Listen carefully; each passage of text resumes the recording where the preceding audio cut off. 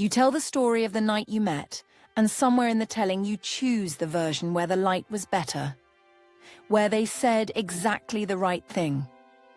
You've told it enough times now that you can't quite remember which parts were real and which parts you added to make it make sense. And the strange thing is, the story feels more true than the night itself. There's a version of the person you love that lives only in language. In the way you describe them to a friend over coffee, pausing to find the exact word. In the texts you draft and redraft. In the retelling of arguments where they somehow come out more complicated, more interesting, even more sympathetic than they felt at the time. You are, without meaning to, a novelist. And they are your best character. This isn't dishonesty, or at least it isn't only dishonesty. It's something closer to the way memory works, which is to say, the way love works. Every time you retrieve a memory, neuroscientists will tell you, you rewrite it slightly. You add what you now know. You subtract what you've since forgiven. The person stored in your mind is already a composite. Part who they were, part who you needed them to be, part who you've since decided they are. Think about the last time you described them to someone who'd never met them. You probably chose the story that showed them best. The moment of unexpected tenderness. The thing they said that sounded like wisdom. You left out the Tuesday evening when they were distracted and a little unkind and you sat in the kitchen feeling invisible. Not because you're lying, because that Tuesday didn't feel like the truth of them. The story did. But here's the part worth sitting with.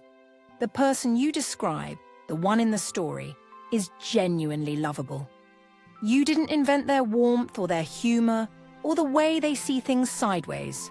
Those are real. You just curated. You selected. You arranged the evidence.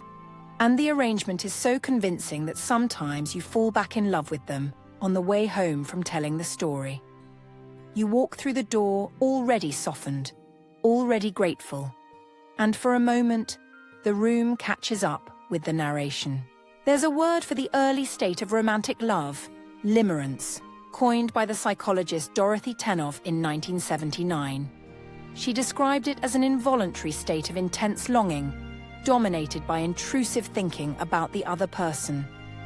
What she noticed, which still feels startling to read, is that limerence focuses almost obsessively not on the actual person, but on the idea of the person. The limerent object, she wrote, is largely a construction. You're in love, she was suggesting, partly with your own creation.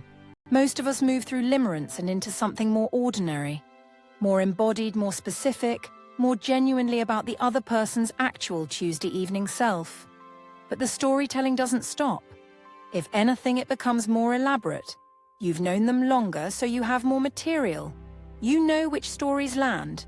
You know the arc of who they are, or who you've decided they are, and every new story you tell confirms it. The character deepens. The person you're with, in language, becomes more vivid with time, even as the real relationship sometimes becomes quieter and harder to see. Sometimes you notice a small gap. A friend meets them for the first time and says something like, "I expected him to be taller," or "She seems quieter than I thought." And you realize the person you've been describing does not quite exist in this room. They are a little brighter, a little wittier, a little more present than the one sitting across the table right now. Your friend is meeting the human. You've been living with the myth. This is not a betrayal, but it is worth naming because of what it costs. It costs them something first, to be in a relationship with someone who loves a version of you can't always locate, who holds you to the shape of your best moments, who looks faintly disappointed when you're just tired, just ordinary, just the version of yourself that doesn't make a good story. Being someone's myth is a particular kind of loneliness. You can feel it, even without being able to say why. And it costs you something too. You can become so invested in the story that you stop seeing clearly. The story becomes the evidence for a love you're not sure the room is still providing. You retell the good times to a friend and feel briefly convinced. You construct the argument for them and then go home to someone who doesn't know they're on trial, doesn't know there is even a case being made. The story insulates you from the question you're afraid to ask directly. Rilke wrote in one of his letters, and here the context matters, he was writing to a young poet about solitude, that we are most ourselves when we are alone with our imaginations of others. The letter is from 1904. He wasn't writing about romantic love directly, but the observation lands there anyway.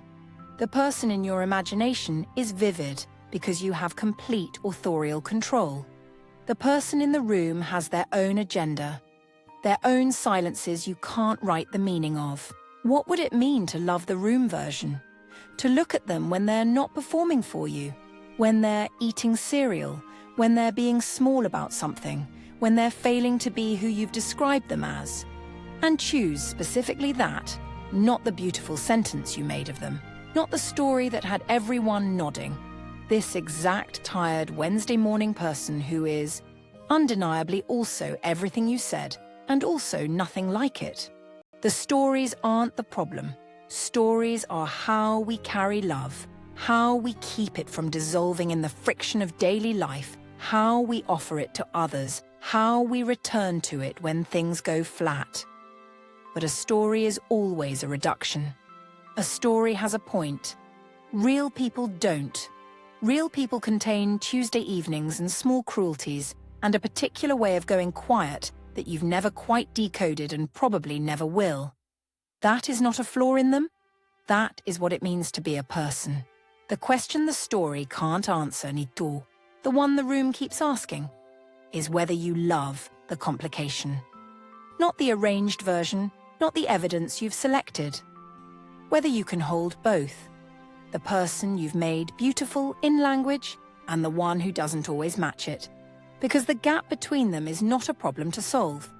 It's where the actual relationship lives. In the difference between the story you tell and the morning you wake up into.